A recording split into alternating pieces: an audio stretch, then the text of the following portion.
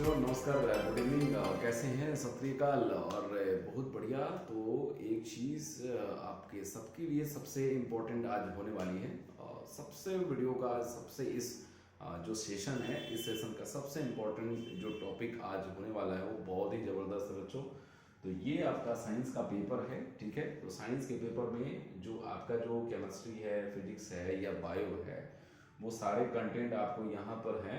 कितने कौन कितने मार्क्स के हैं, सारी चीज़ वो आपको मेंशन कर रखा हुआ है, ठीक है। और इस एग्जामिनेशन में आपके लिए मैं ये आशा करता हूँ कि आपको अच्छा मार्क्स आए और इस अच्छे मार्क्स में आप लाइफ को आप अच्छे दिशा में ले जाएं। लेकिन उससे पहले मैं कुछ और बात करना चाहूँगा। यहाँ पे केमिस्ट्री का जो पेपर है उस वाले में आपको 25 मार्क्स का है, यानी 4 ही चैप्टर है इसमें, और आज हम उसी पे बात करेंगे, ठीक है। उसके बाद एक एक चैप्टर करके आपको हम पहले समझा देंगे, फिर उसके बाद क्वेश्चन एक एक चैप्टर करके बताते जाएंगे। सारे चैप्टर जब हो जाएंगे, कंप्लीटली जब हो जाएंगे, फिर उसके बाद में जो इम्पोर्टेंट क्वेश्चन है सारे क्वेश्चन को हम आपको बताएंगे, ठीक है। उसमें से मेन मेन क्वेश्चन है जो कौन कौन से बोर्ड में आने वाले एग्जामिनेशन में है, जो सबसे ज़्यादा आपके लिए मार्क्स का काम करेगा। तो बच्चों आपको सबसे पहले क्या करना है कि लाइक और शेयर जरूर करना है, सब्सक्राइब भी करना है और अपने दोस्तों से भी करवाना है, क्योंकि अगर आप लाइक और शेयर नहीं करोगे तो कैसे आपका हमारा वीडियो आपके पास में पहुंचेगा। तो ये एक चीज़ ध्यान रखना है, क्योंकि इसमें अमाउंट भी नहीं पे करना है आपको, किसी तरह का कोई अमाउंट पे नहीं लगता है। तो प्लीज़ आप लाइक कीजिए और ज़रूर अपना फीडबैक जरूर दें, ताकि उस फीडबैक में जो कमी होती है मैं उसको पूरा करने की कोशिश करूँगा, ठीक है। तो चलते हैं आगे। यहाँ पर केमिस्ट्री का जो सबसे पहला जो चैप्टर है आपका वो केमिकल रिएक्शंस का है और इक्वेशन का है इसमें। तो जैसा कि आप देख पा रहे होंगे यहाँ पर जो केमिकल जो रिएक्शंस में आपको क्या क्या इसमें है, एसिड बेस एंड सॉल्ट हो गया, यहाँ पर मेटल एंड नॉन मेटल्स का हो गया, कार्बन्स कंपाउंड हो गया, ठीक है। तो ये जो 4 ही चैप्टर है और 4 चैप्टर में सबसे इंपॉर्टेंट है वो आपको ध्यान रखना है, ठीक है। क्या क्या आएगा नहीं आएगा सारे चीज को ये आपके सामने में ही सब कुछ रख दिया गया है, ताकि इजी से आपको, और नहीं तो आपको अगर इसका एक कॉपी चाहिए तो प्लीज़ आप जाइए सीबीएसई के पोर्टल पे जा करके वहाँ से आप इसको डाउनलोड कर सकते हैं, ठीक है। और मैं इसका क्या करूँगा, इसके डिस्क्रिप्शन बॉक्स में इसका लिंक डाल दूंगा, जिससे आप जा करके आसानी से सीबीएसई के पोर्टल पे जा करके आप इसको डाउनलोड कर सकते हैं, ठीक है। ऐसे भी आपको अगर इसमें देख पा रहे होंगे तो आपको देखने की ज़रूरत भी नहीं पड़ेगा, इसलिए ध्यान दीजिए। यहाँ पर देखिए सबसे पहले यहाँ पर केमिकल इक्वेशन है, यहाँ पर है, ठीक है। और बैलेंस केमिकल इक्वेशन हो गया, उसके बाद implications of balance chemical equations हो गया, कैसे बैलेंस होगा, ठीक है। और कैसे हम उसको बैलेंस करते हैं, किस तरह से करेंगे, ये सारी चीज़ें हो गई। और या वर्ड रिलेशन में दिया हुआ रहेगा तो उसको लेकर के हम कंपाउंड में हम जो उसका केमिकल फॉर्मूला होता है उसको लिखेंगे और फिर उसको बैलेंस करेंगे। फिर उसके बाद में जो टाइप्स ऑफ केमिकल रिएक्शन है, चाहे वो कॉम्बिनेशन रिएक्शन हो, डिस्प्लेसमेंट रिएक्शन हो, उसके बाद डिकम्पोजिशन रिएक्शन हो। फिर डिकम्पोजिशन रिएक्शन में जो जो आपको आते हैं, थर्मल डिकम्पोजिशन हो गया, फोटोलिसिस हो गया, इलेक्ट्रोलिसिस हो गया, ये आपका हो गया डिस्प्लेसमेंट। फिर डबल डिस्प्लेसमेंट हो गया, उसी को हम प्रेसिपिटेशन रिएक्शन भी बोलते हैं। फिर उसके बाद में आपका यहाँ पर एंडोथर्मिक और एक्सोथर्मिक रिएक्शन हो गया, ऑक्सीडेशन और रिडक्शन हो गया। यानी कि इसमें जो आपने जो देखा वो पूरी तरह से नेचर हो गया दोस्तों, ठीक है। नेचर हो गया, नेचर यानी कि इसमें आपको क्या है इसमें, ठीक है। सबसे पहले नेचर ऑफ रिएक्शन देखा जाए तो आपका जो भी जैसे कॉम्बिनेशन रिएक्शन है, ठीक है, और डिकम्पोजिशन रिएक्शन है, उसमें हीट का प्रेजेंटेशन चाहिए या इलेक्ट्रिसिटी का प्रेजेंटेशन चाहिए, या आपको लाइट का ये जैसे सनलाइट की प्रेजेंटेशन चाहिए, जिसके कारण से तब जा करके वो फूड बनाए। तो फोटोसिंथेसिस भी उसी तरह का एक थर्मल डिकम्पोजिशन रिएक्शन होता है, क्योंकि सॉरी फोटोलिसिस होता है, क्योंकि उसमें सनलाइट का प्रेजेंटेशन होता है, ठीक है। इसमें हीट की बात कर रहा है, जो हीट प्रोड्यूस होता है वहां से हीट की बात करता है, तो थर्मल डिकम्पोजिशन हो गया, इसके लिए हो गया, ठीक है। उसके बाद डिकम्पोजिशन रिएक्शन है, तो डिकम्पोजिशन में वही चीज आपको बताया मैंने। डिस्प्लेसमेंट रिएक्शन की बात आती है तो इसमें मेटल और नॉन मेटल्स का एक जो चैप्टर है ना, वो आपका रिएक्टिविटी सीरीज जो हो गया, ये आपको ध्यान देना है। इसमें सबसे इंपॉर्टेंट यहाँ पर एक चीज को ध्यान देना है कि इसमें जो आपका यहाँ पर जो जैसे रिएक्टिविटी सीरीज है, यहाँ पर ये रिएक्टिविटी सीरीज, और उसके बाद हो गया डिस्प्लेसमेंट, जो रिएक्शन है डिस्प्लेसमेंट, या है ना, डबल डिस्प्लेसमेंट छोड़ दिए, डिस्प्लेसमेंट की बात हो रही है। तो इसमें रिएक्टिविटी सीरीज और डिस्प्लेसमेंट दोनों को एक दूसरे को अटैच कर देना है, ठीक है, ताकि आपको मालूम चल जाएगा कौन सा मेटल किसको डिस्प्लेस करता है और कौन उससे मोर रिएक्टिव है, ठीक है। तो ये सारी चीज की जानकारी मैं एक एक करके मैं आपको दूंगा ताकि आप अच्छे से उसका साइंस का अच्छे से प्रिपरेशन कर पाए दोस्तों, ठीक है। तो एक चीज और ध्यान देना, चलिए ये तो हो गया। उसके बाद में आपको उसके बाद आ जाता है यहाँ पे डबल डिस्प्लेसमेंट आ जाता है, ठीक है। तो डबल डिस्प्लेसमेंट रिएक्शन हो गया। तो ये मैंने तो आपको बता ही दिया कि इसमें डबल डिस्प्लेसमेंट और प्रेसिपिटेशन दोनों एक साथ है, ठीक है। तो उसको भी देना। अब दूसरा हो जाता है एनर्जी की ऑब्जर्प्शन की बात या बाहर निकलने की बात, ठीक है। तो इसमें आपको कॉम्बिनेशन रिएक्शन में जैसे आपने देखा था कि लाइम वाटर को लेकर के ना वो एक्टिविटी भी है, मैं एक्टिविटी को रिलेट करके भी बताऊंगा, जिससे आपको करना क्या है, ज्यादा कुछ करना नहीं है, एनसीईआरटी की बुक उठा लेना है। अभी कोई साइड बुक आपको उठाने की जरूरत नहीं है, ठीक है। आपने जो आपके पास में जो भी मटेरियल है सफिशिएंट है, ठीक है, सफिशिएंट है, ज्यादा उसको कुछ करने की जरूरत नहीं है। वो आपको क्या करना है, यहाँ पर सिर्फ एनसीईआरटी की बुक उठाना है। एनसीईआरटी में जितने भी एक्टिविटी हैं उसको उठाइए और जो भी क्वेश्चंस हैं उसको लेकर के डील कीजिए बस। और ज्यादा से ज्यादा होता है तो आप एग्जाम्पलर भी ले लीजिए, उससे और बेनिफिट मिल जाएगा, ठीक है, और जिसके कारण से आप सारी चीजों को रिलेट कर सकते हो, ठीक है।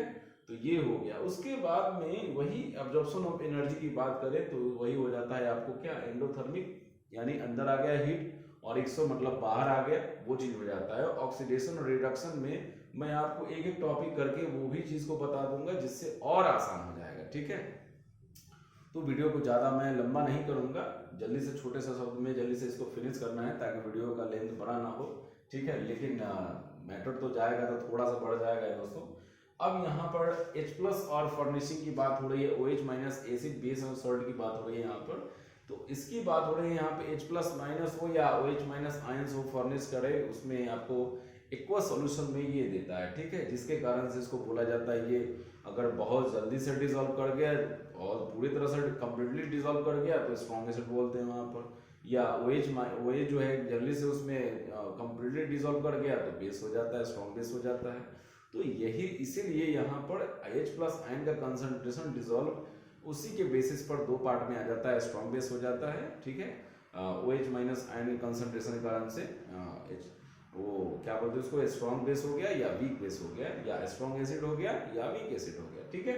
इस चीज को ध्यान रखना। उसके बाद में आपको जो प्रॉपर्टीज है, इसका जो जनरल प्रॉपर्टीज है वो चीज को ध्यान रखना है। यहाँ पर एग्जांपल और यूजेस है जो भी है इसका, ये मालूम चल जाएगा। न्यूट्रलाइजेशन रिएक्शन है, कॉन्सेप्ट ऑफ पीएच स्केल हो गया, ठीक है। उसके बाद ये तो है इसका केमिकल प्रॉपर्टीज की जरूरत इसमें नहीं है, ध्यान देना है इसमें केमिकल प्रॉपर्टीज की जरूरत कुछ नहीं है, क्योंकि सीधे के सीधे यहाँ पर है एग्जांपल्स है और यूजेस है। कहाँ इसका यूज होता है, ये हो गया। कॉन्सेप्ट ऑफ पीएच स्केल हो गया, यहाँ पर जो इसको रिक्वायर्ड नहीं है। लॉगरिथम जो है ना, कभी कभी अब ध्यान देना पड़ता है इसमें कि लॉगरिथम अगर इम्प्लीमेंट कर गया तो वो निकालना पड़ता है, ऐसे भी आपको रहता नहीं, क्योंकि लॉगरिथम चैप्टर है नहीं पढ़ने के लिए, तो बच्चे को भी साइड बुक से लेकर लॉगरिथम मैथमेटिक्स को बनाना पड़ता है, जिसके कारण से पीएच वैल्यू आपको आता है दोस्तों, ठीक है। ये चीज हो गया। उसके बाद में आ गया पीएच वैल्यू का हमारे डेली लाइफ में जो है बहुत ज्यादा इंपॉर्टेंट है। उसके बाद preparation of uses of sodium hydroxide है, मैंने इसकी वीडियो बना चुका है ना, पूरी तरह से मैंने बनाया है एसिड बेस एंड सॉल्ट पे। जो भी इसके जैसे सोडियम हाइड्रोक्साइड का यूज हो गया, प्रिपरेशन हो गया, या ब्लीचिंग पाउडर हो गया, बेकिंग सोडा हो गया, वॉशिंग सोडा हो गया, प्लास्टर ऑफ पेरिस हो गया, सारी चीजों के बारे में मैंने बनाया है। मैं क्या करूंगा, इस वीडियो का जो भी मैंने बनाया है इसका भी लिंक शेयर कर दूंगा, जिससे आपको आसानी होगी, उसको आप देख पाइएगा, ठीक है। चलो आगे देखते हैं। तो फिर उसके बाद में मेटल एंड नॉन मेटल्स हो गया। तो मेटल एंड नॉन मेटल्स में मेटल्स की प्रॉपर्टी, नॉन मेटल की प्रॉपर्टीज हो गई। रिएक्टिविटी सी मैंने अभी ऐसे ही बताया था। Formation and properties of ionic compounds हो गया। बेसिक मेटलर्जी प्रोसेसेस हो गया, जो बेसिक जो है इसमें रोस्टिंग या कैल्सिनेशन का मैटर आ जाता है, या उसको ऑक्साइड में चेंज करके उसमें क्या स्मेल्टिंग की बात आ जाती है, सारे तमाम चीजें मैं आपको बताऊंगा, ठीक है। आपको ध्यान देना है, जो भी इसका बना हुआ है वीडियो, मैं इसको भी लेकर के इस वीडियो में लिंक शेयर कर दूंगा, जिससे आपको आसानी होगी। उसके बाद क्लोजन और प्रिवेंटेशन है। तो इसमें आप मेटल को बचाने के लिए कौन कौन सा टेक्निक यूज करना पड़ता है, वो सारी चीजें हैं, और प्रिवेंटेशन करने के लिए क्या करना पड़ता है, वो चीज हो गया। यानी कि कोरोजन एक ऑक्सीडेशन है, कैसे होगा वो बताना है, वो भी आपको मैं बताऊंगा, ठीक है। अब उसके बाद में कार्बन कंपाउंड हो गया, तो कार्बन कंपाउंड में कोवेलेंट बॉन्ड हो गया कार्बन कंपाउंड में, ठीक है। वर्सटाइल नेचर क्या होगा यहाँ पर, फिर उसके बाद इसका जो होमोलोगस सीरीज है वो क्या है, ठीक है। फिर उसके बाद नोमेनक्लेचर हो गया इसका जो नोमेनक्लेचर हो गया, क्या होगा, फंक्शनल ग्रुप के साथ अटैच करेगा, जैसे हेलोजेंस हो गया या अल्कोहल है, कीटोन है, अल्डिहाइड, ये सब हो गया, ये सब फंक्शनल ग्रुप है, अटैच करके रखा हुआ है, कैसे बनेगा। फिर उसके बाद सैचुरेटेड हाइड्रोकार्बन है या अनसैचुरेटेड हाइड्रोकार्बन में डिफरेंसेस क्या होगा वो मैं बताऊंगा कि जिसमें कैसे सूटी फ्लेम होता है ना, ठीक है। और जैसे आप देखते होंगे ये आपका नेफ्थलीन बॉल है, ये अनसैचुरेटेड है, ठीक है।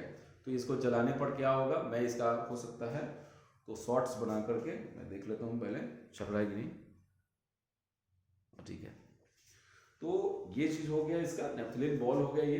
तो ये आपको बर्न करने के बाद क्या होगा, मैं इसका एक हो सकता है तो शॉर्ट वीडियो बनाऊंगा जिससे आपको इजी हो जाएगा उस बात को समझने में। उसके बाद यहाँ पर जो हो गया जो केमिकल प्रॉपर्टीज कार्बन, जैसे कार्बन कंपाउंड हो गया, जैसे उसका जो होगा कंबशन होगा या ऑक्सीडेशन होगा या एडिशन या सब्स्टिट्यूशन रिएक्शन होगा, जो भी कार्बन कंपाउंड होगा उसके बारे में मैं बताऊंगा। फिर उसके बाद बच जाता है दो टॉपिक, एक हो जाता है इथेनॉल और एथेनोइक एसिड हो गया। ये सिर्फ इसका प्रॉपर्टीज और यूजेस जानना है कि क्या प्रॉपर्टीज है, यूजेस है और रिएक्शन ये नहीं है, ठीक है। तो इसको छोड़ दीजिए यहाँ से, सिर्फ सोप एंड डिटर्जेंट्स हो गए यहाँ से, बस ये हो गया यहाँ से। यानी इस बार आपको बहुत इजी से मार्क्स आने वाले हैं, बस आपकी प्रिपरेशन अच्छे से हो पाएगी तो ये आपके लिए 25 मार्क्स का खाता रखा हुआ है, यानी 25 मार्क्स आपको मिलने वाले हैं। तो प्लीज आप इन सारे जो टॉपिक मैं आपको एक एक करके मैं बताने वाला हूं, तो दोस्तों अभी तक आपने पेन पेपर रेडी नहीं किया है तो प्लीज रेडी कर लें और आप अपने तरफ से पूरी तरह से कोशिश करें। मैं आपको सारे इसके 1 बाय 1 करके चैप्टर के बारे में मैं बताते जाऊंगा और उन सब पर ध्यान दे करके जो कौन कौन से टॉपिक रिलेटेड है वो तो आपको पता चल गया, लेकिन अब जो आने वाला जो है उसमें से पहले इसके बारे में समझा करके क्वेश्चन जो होने वाला है मैं वो बताऊंगा, जिससे आपको बहुत ही आसानी होगी उन सारी चीजों को फिगर आउट करने में, ठीक है। ये हो गया, तो पहले हम इस पे देख लेंगे, फिर उसके बाद में जो आपका यहाँ पर जो हो गया, अच्छा इसमें ये बायो का हो गया, इसमें तो बायो में सबसे वर्ल्ड ऑफ लिविंग हो गया, लाइफ प्रोसेसेस हो गया। तो इसमें क्या क्या है, इसमें आपका लिविंग बींग्स जैसे बेसिक कॉन्सेप्ट ऑफ न्यूट्रिशन हो गया, रेस्पिरेशन हो गया, transport and excretion in plants and animals हो गया। इसमें जो रेस्पिरेशन कैसे होगा, ट्रांसपोर्टेशन कैसे होगा, ठीक है, ट्रांसपोर्टेशन ऑफ प्लांट या एनिमल्स कैसे होगा, एक्सक्रीशन जो कैसे एक्सक्रीटरी सिस्टम का काम करता है वो चीज हो गया। और फिर उसके बाद में यहाँ पर आपको ये जो हो गया आपको कंट्रोल एंड कोऑर्डिनेशन हो गया, एनिमल में प्लांट में कैसे होता है वो सारी चीजें हैं। तो इसमें ट्रॉपिक मूवमेंट ऑफ प्लांट्स हो गया, इंट्रोडक्शन ऑफ प्लांट हार्मोन्स है या कंट्रोल या कोऑर्डिनेशन इन एनिमल हो गया, नर्वस सिस्टम भी है, वॉलंटरी हो गया, इनवॉलंटरी हो गया, relax action, chemical coordination, animal hormones, ये सारी चीजें हो गया। रिप्रोडक्शन में रिप्रोडक्शन इन एनिमल प्लांट हो गया जो असेक्सुअल या सेक्सुअल की बात करता है यहाँ पर है। रिप्रोडक्टिव हेल्थ है, कैसे करेंगे, तो ये सब कैसे हेल्थ को रखना है, अच्छा ठीक ठाक रखना है। तो need and method of family planning हो गया, या सेल्फ सेक्स या जो भी HIV है या एड्स है या चाइल्ड बियरिंग या वुमेन्स हेल्थ के बारे में जो भी चीजें हैं वो आपको देखने को मिलेगा। अब यहाँ हेरिडिटरी और इवोल्यूशन से मतलब है, हेरिडिटी हम समझेंगे ये मेंडल्स आपको कंट्रीब्यूशन क्या है, उसका लो क्या है, लोज ऑफ इनहेरिटेंस ऑफ ट्रेट्स हो गया। सेक्स डिटर्मिनेशन कैसे होगा, कैसे हम जानेंगे कि डिटरमिन करेंगे कि बॉयज होगा या गर्ल होगा, ये चीज हो गया। ब्रीफ इंट्रोडक्शन है, उसके बाद टॉपिक एक्सक्लूड कर दिया गया है, यहाँ से हटा दीजिए इसको। अब यहाँ से सिंपल सी बात है, यहाँ पर नेचर ऑफ जो नेचुरल फिनोमेना है, तो रिफ्लेक्शन है, इसमें जो भी टॉपिक आपको दे रखा हुआ है मैं इसके बारे में एक अलग से वीडियो इसको बनाऊंगा जिससे आपको आसानी हो जाएगी, बहुत आसानी हो जाएगी और तैयारी भी एकदम जम की भी होगी जिससे आपको बहुत आसानी होगी, ठीक है। तो मुझे लगता है कि आप जो है ना फिजिक्स में भी 25 आपको आएंगे, वो कैसे आएंगे मैं वो बताऊंगा एक एक करके, ठीक है। छोटे छोटे वीडियो आपके लिए बने जाएंगे तो जिससे आपको बहुत आसानी होगी हर बातों को समझने में, ठीक है। तो चलिए अब एक चीज और करना है आपसे, मैं गुजारिश करूंगा कि आप प्लीज आपको क्या करना है, फीडबैक जरूर देना है, ठीक है, क्योंकि फीडबैक से उस पर काम करने में मुझे कुछ बनेगा और जो भी कमियां होंगी उन सारी कमियों को मैं अलग करने की कोशिश करूंगा। तो प्लीज़ दोस्तों, आपको क्या करना है, फीडबैक देना है और लाइक ज़रूर करना है, शेयर करना ना भूलना है और प्लीज़ सब्सक्राइब कीजिए क्योंकि कोई अमाउंट नहीं लगता है। फिर मिलते हैं नेक्स्ट वीडियो में। नमस्कार, अच्छे रहिए, स्वस्थ रहिए, ठंडे के मौसम में एकदम मस्त रहिए और ज़्यादा तबीयत खराब करने की ज़रूरत नहीं क्योंकि एक एक दिन आपके लिए इम्पोर्टेंट रहेगा और आशा करता हूँ कि आप अच्छे रहें और ईश्वर से प्रार्थना करूँगा कि आप स्वस्थ रहें। ठीक है, नमस्कार।